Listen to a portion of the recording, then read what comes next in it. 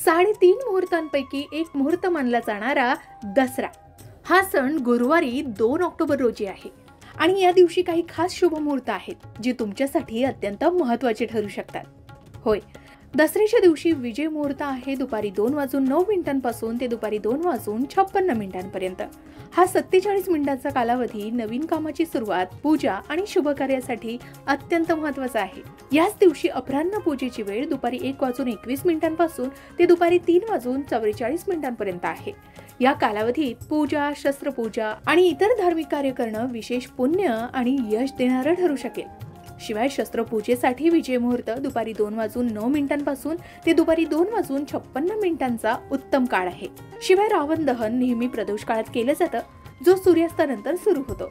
2 October रोजी सायंकाळी 6:05 सूर्यास्त होईल आणि त्यानंतर रावण दहन करता येऊ शकेल.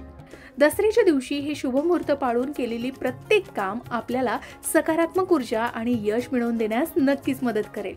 दसरा म्हणजे वाईटावर चांगल्याचा विजय, म्हणूनच या दिवशी नवीन सुरुवात करणं, महत्त्वाचे निर्णय घेणं, शस्त्रपूजा करणं अत्यंत शुभ मानलं जातं.